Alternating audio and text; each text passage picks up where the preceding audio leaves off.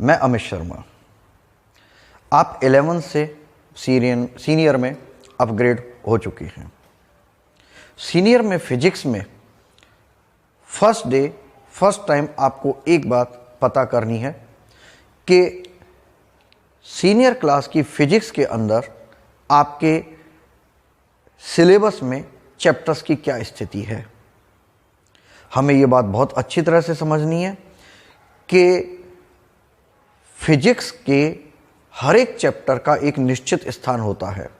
हम उस स्थान में फेरबदल नहीं कर सकते। पहला चैप्टर की जगह हम 12वें चैप्टर को नहीं पढ़ सकते, चौथे चैप्टर की जगह 7वें चैप्टर को नहीं पढ़ सकते। एक क्रमबद्ध तरीके से इनको बांधा जाता है। जैसे आपने देखा होगा, एक बच्चा सबसे पहले बैठना सीखता है, उसके बाद चलना और फिर दौड़ना, उछल कूद करना। ठीक इसी तरीके से पढ़ाई का सिस्टम होता है। अगर हम पूरी फिजिक्स को एक वन वर्ड में बांधें तो वो वन वर्ड बनता है आवेश। आवेश हमारी पूरी फिजिक्स को बाउंड कर देता है, बांध कर रखता है। अगर हमने इसे समझ लिया तो समझ लो हम पूरी फिजिक्स को कवर कर रहे हैं। और इसी के साथ हमें यह भी पता लगेगा कि सब्जेक्ट के अंदर, सब चैप्टर्स के अंदर इस आवेश का क्या रोल है और हम चैप्टर्स को क्रमबद्ध तरीके से किस तरीके से बांधते हैं।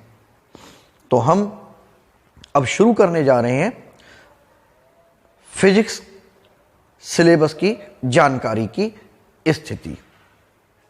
हम सबसे पहले आपको बताएंगे आवेश के बारे में। आवेश ये हमारी पूरी फिजिक्स को बांधता है। चार्ज,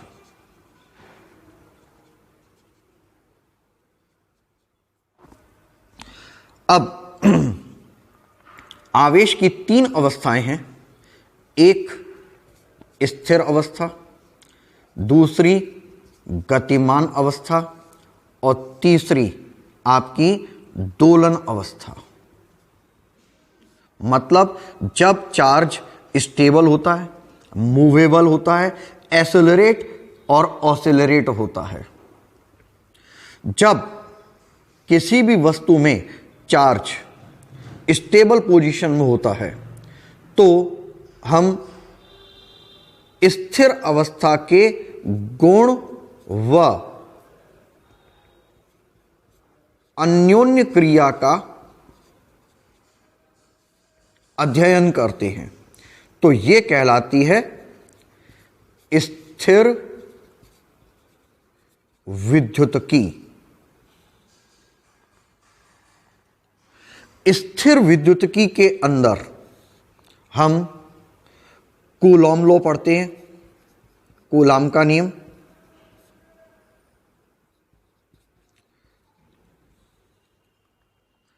विभव के बारे में जानकारी लेते हैं, संधारित्र के बारे में बताते हैं और साथ में गॉस नियम के बारे में बताते हैं। ये सभी बातें स्थिर आवेश के क्रियाकलाप के लिए बताई जाती हैं। तो स्थिर विद्युतकी क्या है? इलेक्ट्रोस्टैटिक। इसके अंदर चार्ज की स्टेबल पोजीशन को बताया जाता है। कूलॉम्स लॉ, पोटेंशियल, कैपेसिटेंस और गॉस लॉ, इनके बारे में जब चार्ज किसी ऑब्जेक्ट में स्टेबल पोजीशन पे होता है तब हम इसकी बात करते हैं। इस पूरी प्रक्रिया को इसी में समझते हैं। दूसरी बात, जब चार्ज हमारा मूवेबल होता है मतलब गति करता है। हमें मालूम है किसी भी ऑब्जेक्ट के अंदर, किसी भी वस्तु में, जैसे हम कंडक्टेंस, हम एक सब्सटेंस लेते हैं जो जिसके अंदर इलेक्ट्रॉन गति करते हैं, इलेक्ट्रॉन मूव करते हैं।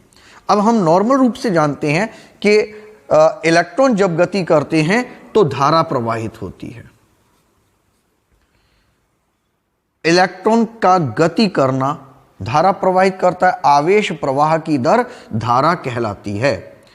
तो फिजिक्स की वो ब्रांच जिसके अंदर हम करंट के प्रॉपर्टीज और म्यूचुअल इंटरेक्शन को पढ़ते हैं, वो हमारी कहलाती है धारा विद्युतकी,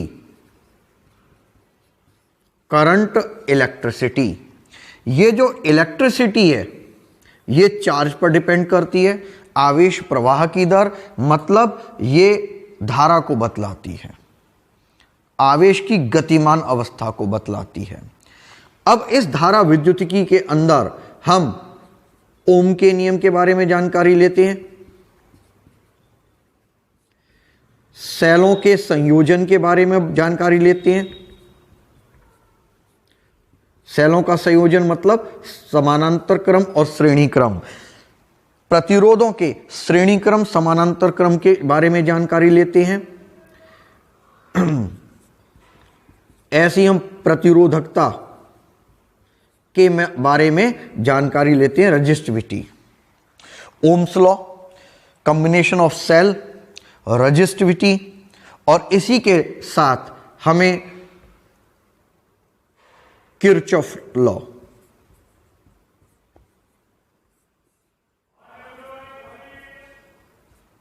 मतलब किरचॉफ का नियम। जब किरचॉफ का नियम पढ़ेंगे तो किरचॉफ नियम के साथ इसके उपकरण भी हमें पढ़ने पड़ेंगे। ये आ जाते हैं मीटर ब्रिज व विभव मापी पोटेंशियोमीटर। ये पोटेंशियोमीटर और मीटर ब्रिज, मैं मोटी मोटी बातें बता रहा हूं जिससे कि आपको यह पता चल जाए कि ये चैप्टर्स के अंदर क्या क्या चीज हमें ध्यान में रखनी होंगी।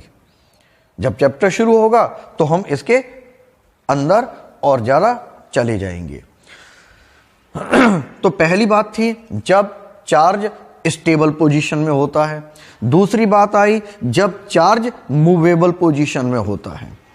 अब हमें एक बात और मालूम है कि जब चार्ज मूव करता है, आवेश प्रवाहित होता है तो धारा बहती है। जब आवेश से धारा बहती है तो प्रवाहित धारा के कारण चालक के चारों ओर एक चुंबकीय क्षेत्र उत्पन्न हो जाता है, चुंबकीय क्षेत्र उत्पन्न हो जाता है। ये जो चुंबकीय क्षेत्र है ये धारा प्रवाहित पर, करंट फ्लो होने पर ही मैग्नेटिक फील्ड प्रोड्यूस होता है। और इसके बारे में हमें सबसे पहले ओरेस्टेड ने बताया था। ओरेस्टेड, इन्होंने प्रयोग द्वारा सिद्ध किया कि जब धारा प्रवाहित होती है तो चुंबकीय क्षेत्र उत्पन्न होता है। इससे पहले विद्युत और चुंबक ये दो अलग अलग फिजिक्स की ब्रांचेस थीं। ओरेस्टेड ने इन दोनों को एक साथ किया तो बाद में बन गई ये विद्युत चुंबकत्व। विद्युत चुंबकत्व, इलेक्ट्रोमैग्नेटिज्म, आज की डेट में ये बहुत बड़ी ब्रांच है और इसके द्वारा लगभग हमारी साइंस का काफी बड़ा भाग काम करता है। तो ये जो इलेक्ट्रोमैग्नेटिज्म, विद्युत चुंबकत्व, जो ओरेस्टेड के द्वारा सबसे पहले हमारे सामने आई, तो हमने क्या किया, जब धारा गति करेगी, आवेश गति करेगा, आवेश गति करने से धारा बहेगी, धारा बहने से चुंबकीय क्षेत्र उत्पन्न होगा। और जब चुंबकीय क्षेत्र उत्पन्न हो गया तो हमें उसके प्रभाव का अध्ययन करना पड़ेगा। इसका मतलब यहां पर कहा जाता है विद्युत धारा के चुंबकीय प्रभाव।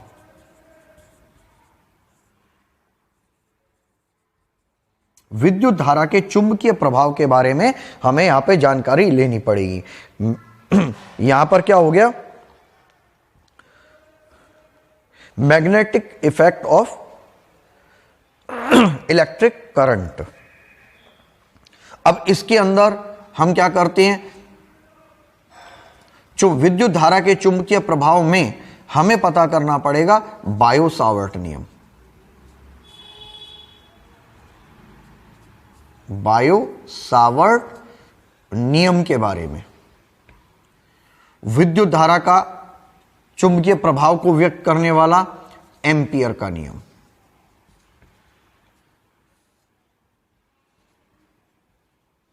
फिर यहां पर आ जाएंगे लॉरेंज बल। जब चुंबकीय क्षेत्र उत्पन्न होता है तो उसके कारण मैग्नेटिक फील्ड और मैग्नेटिक फोर्स बनते हैं, तो वहां से हमें लॉरेंज फोर्स के बारे में जानकारी मिलेगी। और इसके साथ इनके प्रभाव को व्यक्त करने वाला साइक्लोट्रॉन। इन सब के अंदर 4-4, 5-5 टॉपिक हैं।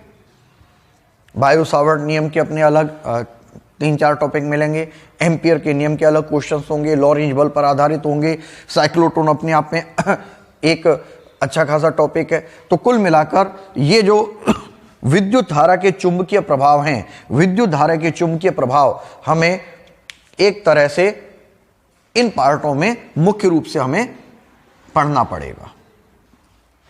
तो हमने पहले क्या किया, आवेश स्थिर, दूसरी बात में आवेश गति कर रहा है, तीसरी बात में गति करने के कारण जो प्रभाव उत्पन्न हो रहे हैं। अब बात ये आ गई, हमने यहां पर किया कि विद्युत धारा में परिवर्तन किया।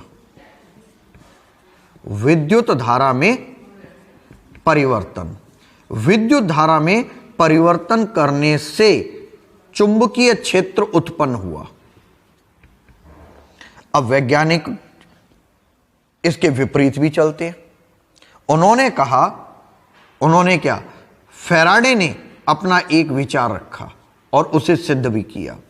फैराडे ने बताया कि जिस तरह से विद्युत धारा में परिवर्तन करने से चुंबकीय क्षेत्र उत्पन्न होता है, ठीक उसी तरह से चुंबकीय क्षेत्र में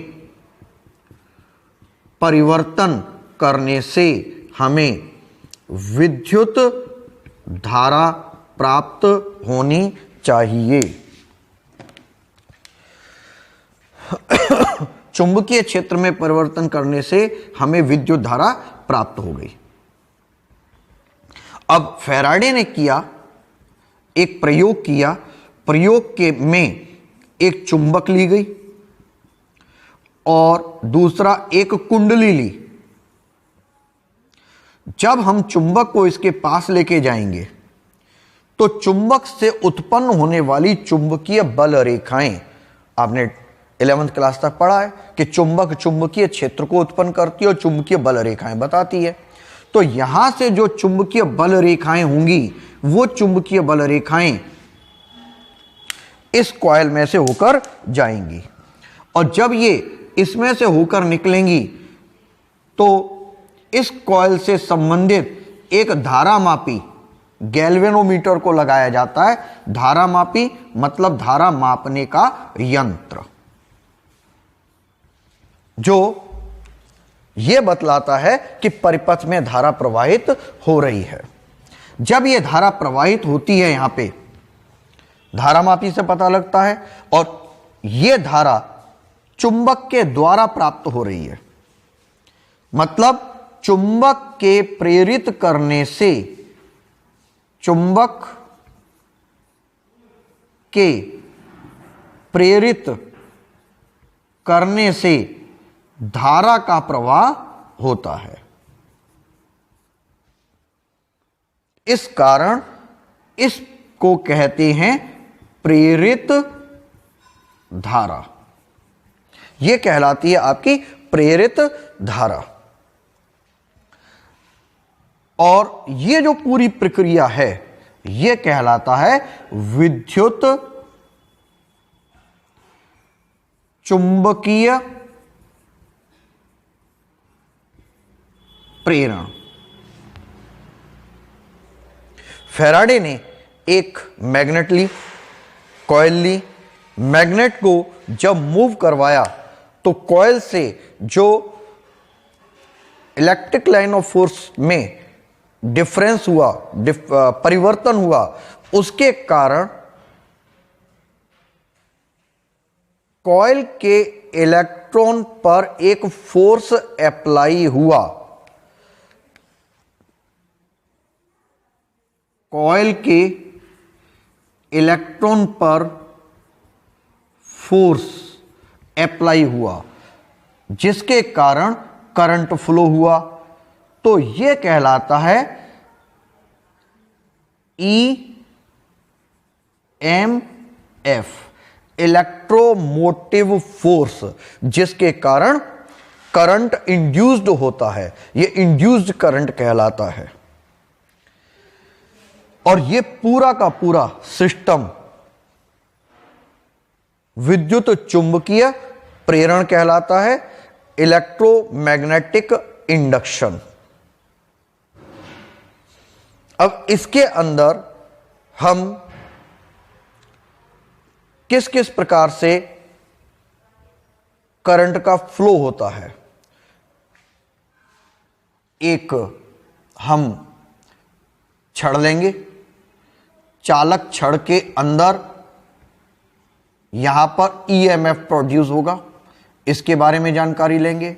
ये जो छड़ है, ये छड़ जब गोल गोल घूमती है, इसके सिरों पर ईएमएफ प्रोड्यूस होता है। और जब ईएमएफ प्रोड्यूस होता है और क्लोज्ड पाथ होता है, क्लोज्ड पाथ होता है मतलब बंद पथ होता है, तो यहां पे करंट फ्लो हो जाता है, इंड्यूस्ड करंट होता है।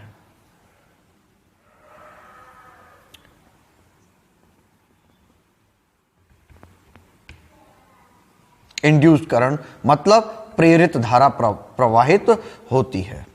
इसके अंदर हम फैराडे के नियमों को बताएंगे। फैराडे के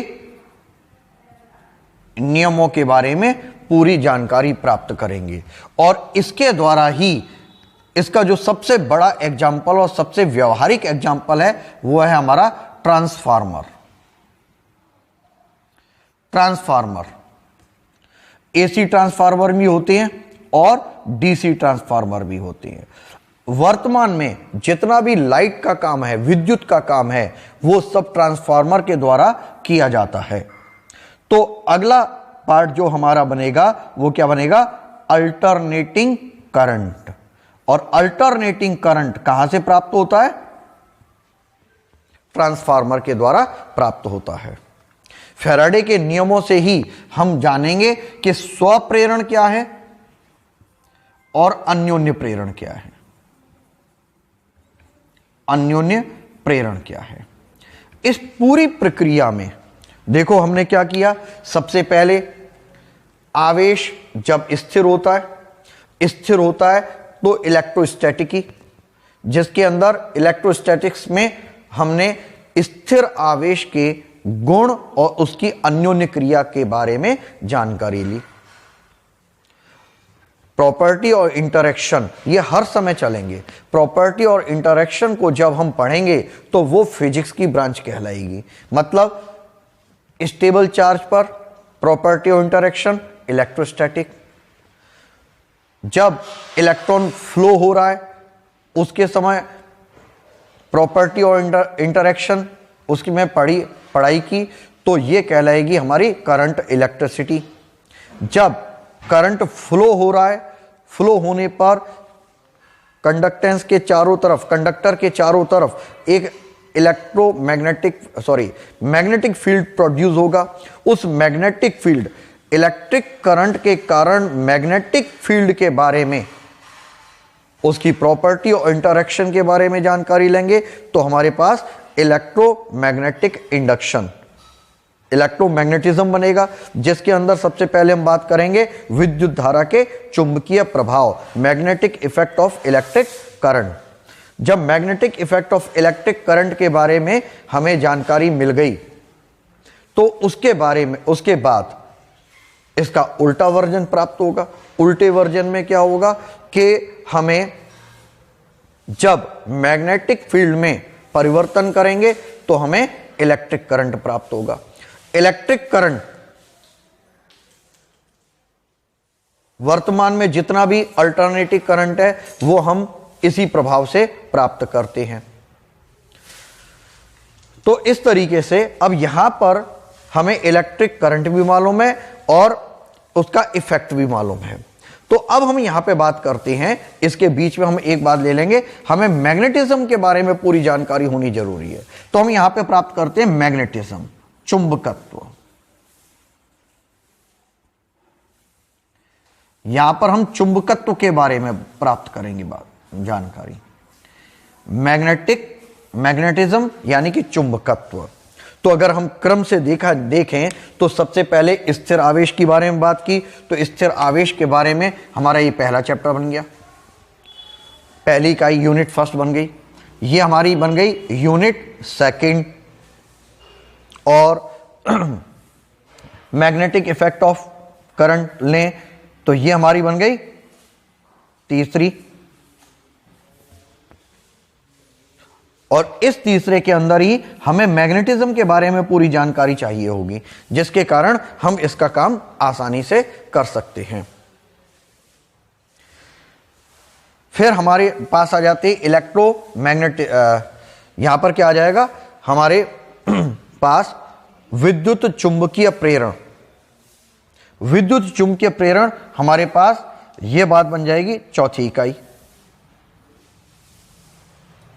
इलेक्ट्रोमैग्नेटिक इंडक्शन, और इलेक्ट्रोमैग्नेटिक इंडक्शन में ही हमें अल्टरनेटिंग करंट को पढ़ना पड़ेगा।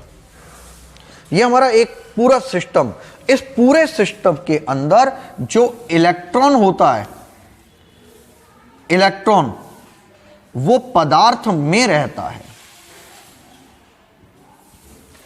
पदार्थ में रहता है, ये सब इसके अंदर ही पाए जाते हैं। इलेक्ट्रॉन अंदर रहेगा, उसी के अनुसार इसके पूरे प्रभाव का अध्ययन किया जाएगा। तो हमारा अभी तक की बात जो आई थी, हमारे पास जो चार्ज था ये मूव कर रहा था, सॉरी स्थिर था। स्थिर के बाद इसने गति की, गति के कारण चुंबकीय क्षेत्र उत्पन्न हुआ। स्थिर था तो यहां पर हमने बात की स्थिर विद्युतकी की। गति था तो गति में हमने बात की धारा विद्युतकी की। और चुंबकीय क्षेत्र, धारा के कारण चुंबकीय क्षेत्र उत्पन्न हुआ। तो यहां पर हो गया धारा के चुंबकीय प्रभाव के बारे में हमने जानकारी ली। और जब हमने इसका विपरीत लिया, मतलब इसके बाद हमने जानकारी ली चुंबक की, जिससे हमारे दोनों चीजें कवर हो जाएं। और फिर हमने लिए धारा के चुंबकीय प्रभाव और चुंबक। फिर हमने बात की चुंबकीय क्षेत्र में परिवर्तन से धारा की, जिसको हमने नाम दिया प्रेरित धारा। चुंबकीय क्षेत्र में परिवर्तन, इस परिवर्तन के कारण प्रेरित धारा प्राप्त हुई हमें। ठीक है नहीं? तो यह आपका बन गया विद्युत चुंबकीय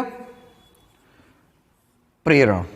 और विद्युत चुंबकीय प्रेरण में ही हमने यहां पे प्रत्यावर्ती धारा के बारे में जानकारी ली। तो ये दोनों एक ही यूनिट में आएंगे। हमने स्थिर और गति के बारे में जानकारी ली। इस पूरी प्रक्रिया के अंदर, इस पूरी प्रक्रिया के अंदर ये जो इलेक्ट्रॉन है सदैव पदार्थ पर रहता है। पदार्थ पर, पदार्थ के अंदर या पदार्थ पर। पदार्थ से इलेक्ट्रॉन अलग नहीं होता, इलेक्ट्रॉन पदार्थ पर ही रहता है।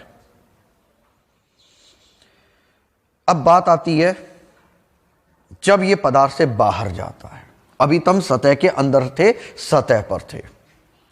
चार्ज की हमने तीसरी बात कर लेती है। चार्ज की तीसरी बात है जब ये दोलन अवस्था में होता है, एसिलरेट या ऑसिलेट करता है। जब ये त्वरित अवस्था में होता है मतलब एसिलरेट करता है, और जब यह ऑसिलेट करता है, दोलन करता है, त्वरित, तीव्रता, और इसको कहेंगे अवमंदन, जब उसकी गति कम होती है, अवमंदित दोलन, ये अवमंदित दोलन कहलाती है। इन दोनों ही अवस्थाओं से माध्यम में एक विक्षोभ उत्पन्न हो जाता है। माध्यम में विक्षोभ उत्पन्न होता है, और ये जो विक्षोभ है, हलचल है, इसके कारण दो तरह के छल्लों का निर्माण होता है। एक कहलाता है विद्युत छल्ला और दूसरा कहलाता है चुंबकीय छल्ला। विद्युत छल्ला और चुंबकीय छल्ला, ये एक विद्युत छल्ला और एक चुंबकीय छल्ला।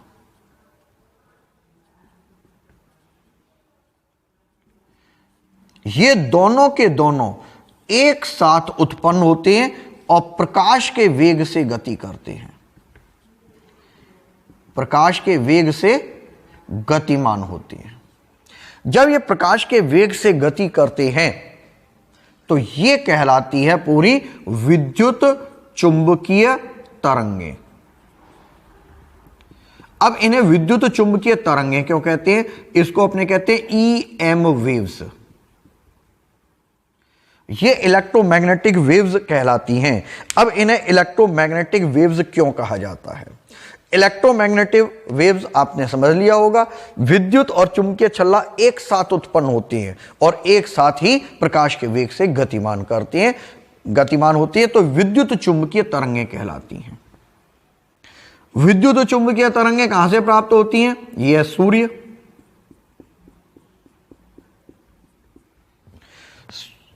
और यह पृथ्वी।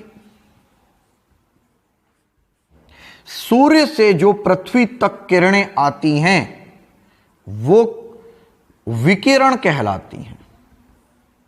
सूर्य से पृथ्वी तक आने वाली किरणों में बीच में पड़ता है अंतरिक्ष। अंतरिक्ष मतलब यहां पर किसी भी प्रकार का कोई भी माध्यम नहीं होता, जिसके कारण ये बिल्कुल सीधी पृथ्वी पर पहुंचती हैं। वह ऊर्जा संचरण की वह विधि जिसके अंदर माध्यम की आवश्यकता नहीं होती है वो कहलाती है विकिरण। अब सूर्य से जो आने वाली किरणें हैं इसको हम दो पार्ट में बांट लेते हैं। एक तो कहलाएगा किरण प्रकाश की, रे ऑप्टिक्स, और दूसरी कहलाएगी वेव ऑप्टिक्स, तरंग प्रकाश की।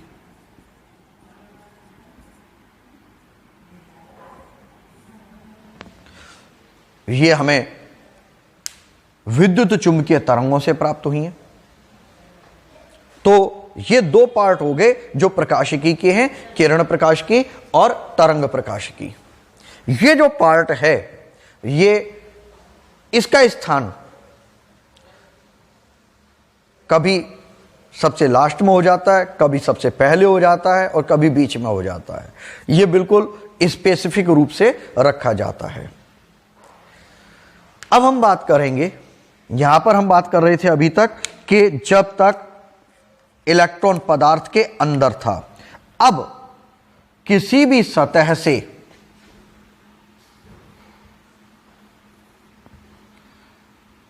सतह में इलेक्ट्रॉन मौजूद होते हैं। जब इसे ऊर्जा मिलती है, ऊर्जा को ग्रहण करके ये अपना स्थान छोड़ते हैं, बाहर की तरफ जाते हैं। जैसे ये बाहर की तरफ पहुंचता है, अंदर एक रिक्त स्थान पैदा हो जाता है। यह रिक्त स्थान विपरीत आवेश के समान व्यवहार करता है। विपरीत आवेश मतलब पॉजिटिव बन जाता है। जैसे ही पॉजिटिव बनता है, इलेक्ट्रॉन वापस सतह पर खींच लिया जाता है। तो वह आवश्यक न्यूनतम ऊर्जा जिस पर इलेक्ट्रॉन सतह से मुक्त हो जाता है, वो ऊर्जा उस सतह का कार्य फलन कहलाती है, वर्क फंक्शन। सतह से बाहर निकलने की 4 प्रक्रिया हैं। इलेक्ट्रॉन सतह से बाहर 4 तरीके से आ सकता है। पहला, इसको गर्म कर दिया जाए, जिसे तापायनिक उत्सर्जन कहते हैं। दूसरा, जब किसी सतह पर एक विशेष आवृत्ति का प्रकाश आपतित हो तो उस आवृत्ति से ऊर्जा ग्रहण करके यह सतह को छोड़ देता है, यह फोटो इलेक्ट्रिक इफेक्ट कहलाता है। इसे कहते हैं प्रकाश विद्युत प्रभाव। तीसरी बात बन जाती है, जब यहां सतह पर इलेक्ट्रॉन की बमबारी करवाई जाती है। बमबारी करवाने से इलेक्ट्रॉन सतह को छोड़कर बाहर निकल जाता है। इसे कहते हैं इलेक्ट्रॉन का द्वितीय उत्सर्जन। और इसी तरीके से जब किसी चालक सतह को बहुत हाई पोटेंशियल पर, उच्च विभवांतर पर जोड़ दिया जाता है, तब भी इलेक्ट्रॉन बाहर निकल जाते हैं, सतह को हमेशा के लिए छोड़ सकते हैं। इसे कहा जाएगा क्षेत्रीय उत्सर्जन। अब ये पूरी प्रक्रिया जिस फिजिक्स के अंदर पढ़ी जाती है वो कहलाता है एडवांस फिजिक्स।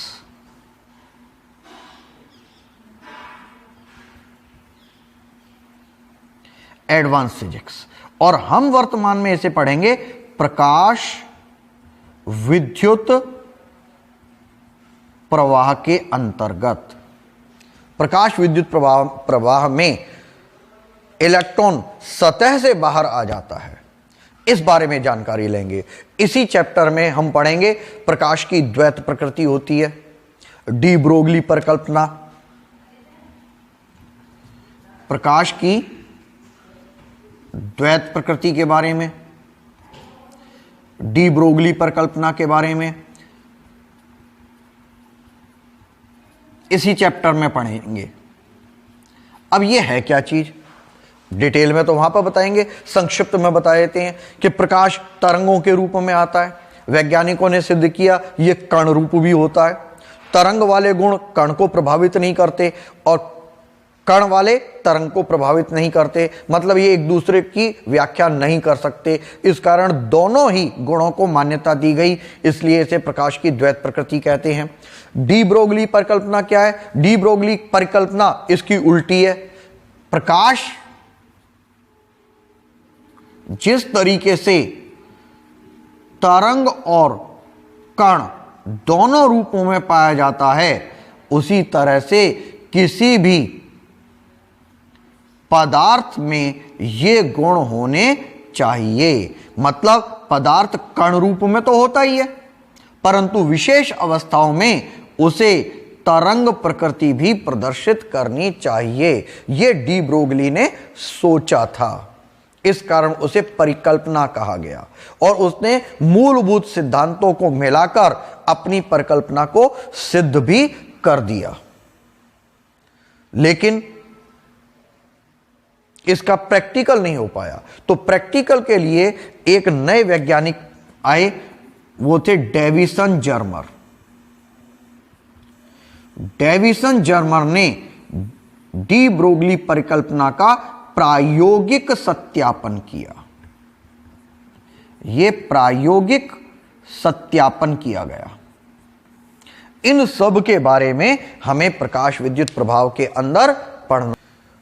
हमने सबसे पहले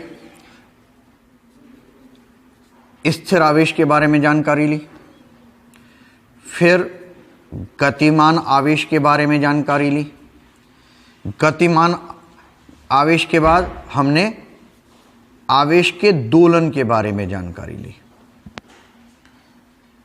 स्थिर आवेश की एक यूनिट हो गई, गतिमान आवेश की में जो यूनिट है वो थोड़ी सी बढ़ गई। मतलब पहले तो हमने धारा विद्युतिकी के बारे में बात की, धारा विद्युतिकी, धारा विद्युतिकी के बाद धारा के चुंबकीय प्रभाव, धारा के चुंबकीय प्रभाव,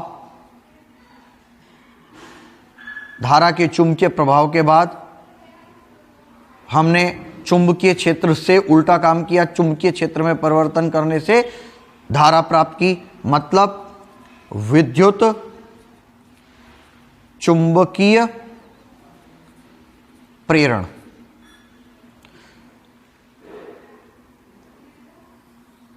दोलन हुए आवेश के, चार्ज के दोलन हुए, ऑसिलेट हुआ, तो त्वरित आवेश के कारण विद्युत चुंबकीय तरंगें बनी, इलेक्ट्रोमैग्नेटिक वेव्स। ये आपकी इलेक्ट्रोमैग्नेटिक तरंगें, विद्युत चुंबकीय तरंगें बन गई। विद्युत चुंबकीय तरंगों के अंतर्गत ही हमने प्रकाशिकी को पढ़ा, ऑप्टिक्स।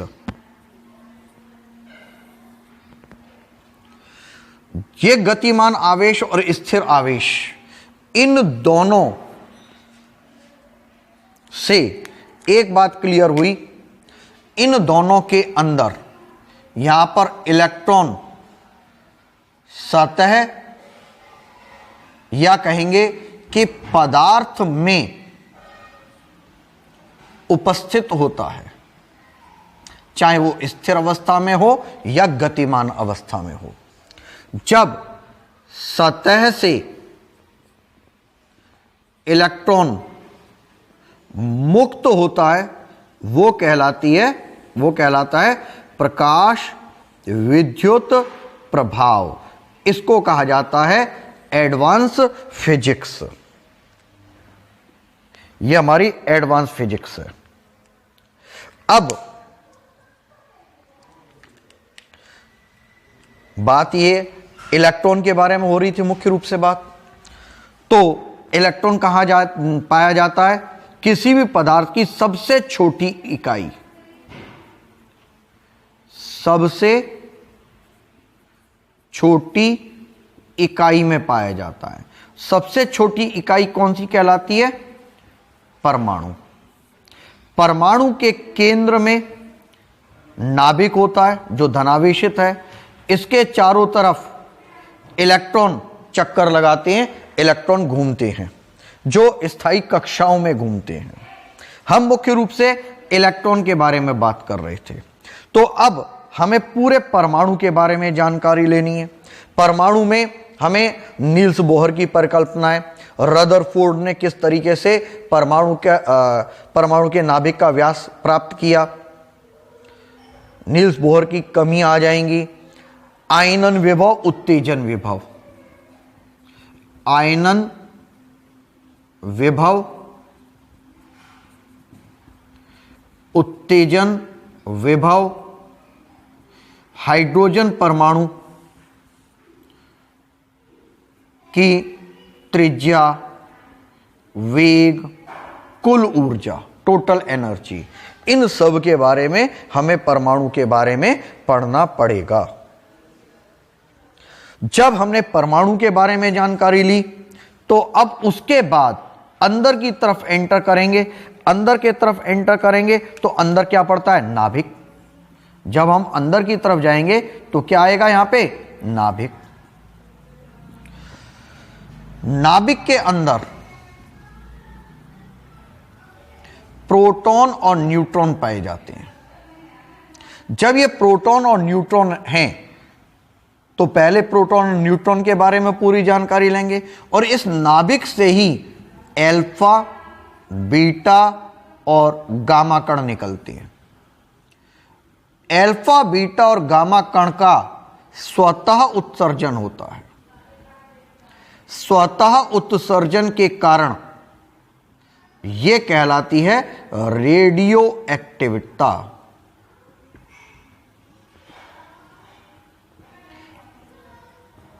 Radio activity. इसी के अंदर हम नाभिकीय संलयन के बारे में जानेंगे।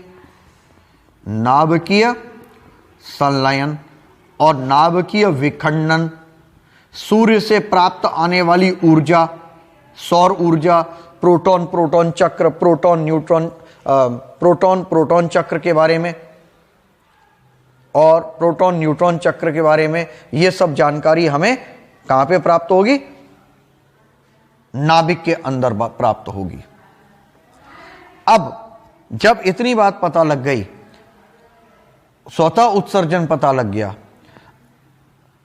किसी भी परमाणु से जो बाहरी कक्षा में इलेक्ट्रॉन होते हैं, इस बाहरी कक्षा के इलेक्ट्रॉन को परमाणु से मुक्त कर दिया जाता है, तो ये हो गए मुक्त इलेक्ट्रॉन।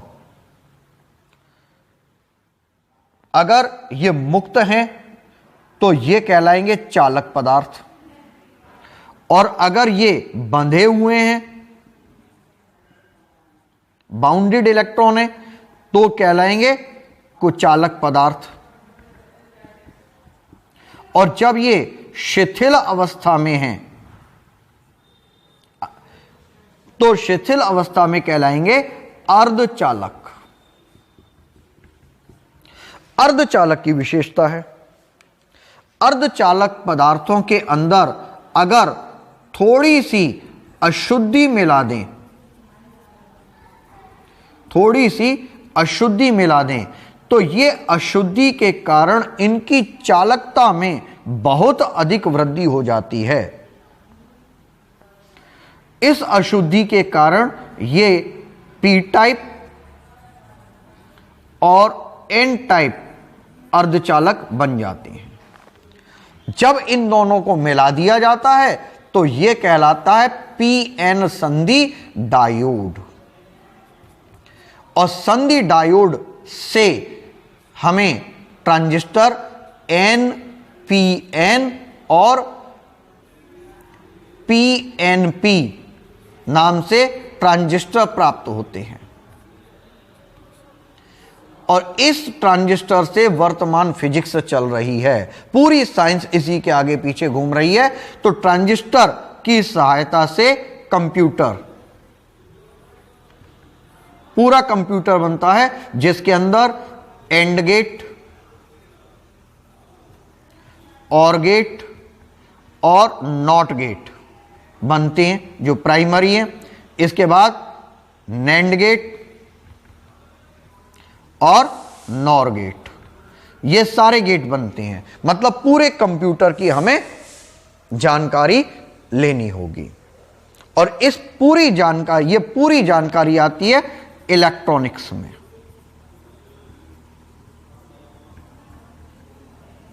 ये हमारी इलेक्ट्रॉनिक्स है। जब हमने इतनी सब जानकारी ले ली, तो जो वर्तमान में, जिसमें हम वर्ल्ड पावर माने जाते, कम्युनिकेशन सिस्टम, जिसके अंदर हमारे जितने भी सैटेलाइट जा रहे हैं, सैटेलाइट से हम कम्युनिकेट करते हैं, वही हमारे आजकल मूल आधार है।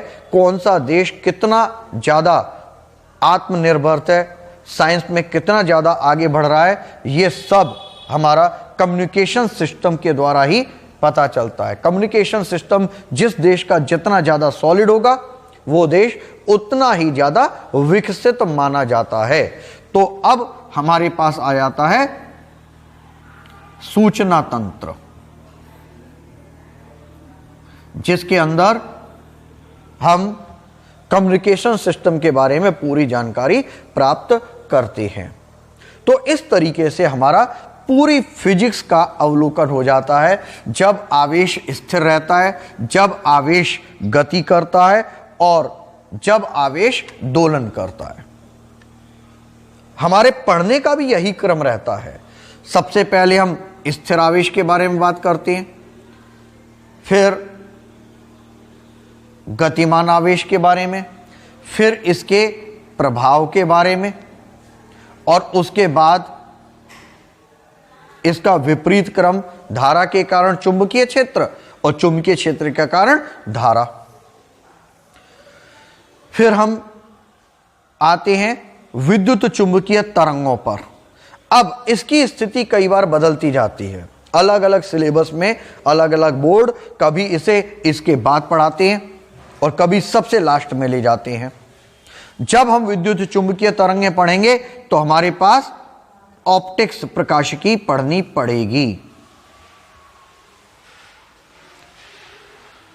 जब ऑप्टिक्स पढ़ ली तो उसके बाद प्रकाश विद्युत प्रभाव एडवांस फिजिक्स होगी। एडवांस फिजिक्स के बाद एक सिस्टम पूरा हो जाता है, एक सिस्टम पूरा हो जाता है और इसके अंदर हम फिर अब दूसरी पार्ट में आते हैं जब हम परमाणु पढ़ना चाहते हैं। परमाणु और नाभिक एक साथ पढ़ते हैं, आगे पीछे करके नहीं पढ़ सकते। और इसके बाद जब परमाणु और नाभिक पढ़ लिए तो हमें अर्धचालक के बारे में, मतलब इलेक्ट्रॉनिकी के बारे में, इलेक्ट्रॉनिक्स के बारे में हमें पढ़ना पड़ेगा। तो ये हमारा जो इलेक्ट्रॉनिक्स आई, यहां पर इलेक्ट्रॉनिक्स बन जाती है स्थिति। और इसके बाद सूचना तंत्र के बारे में हम जानकारी लेते हैं। इकाई इसके अंदर आगे पीछे थोड़ा सा दो पार्टों को अलग अलग करके बनाई जा सकती है। पढ़ने का हमारा यही क्रम रहेगा, चाहे कहीं पर भी अपने सिलेबस लें सीनियर का, हमारे पास इसी सिस्टम के अकॉर्डिंग फिजिक्स को पढ़ा जाता है।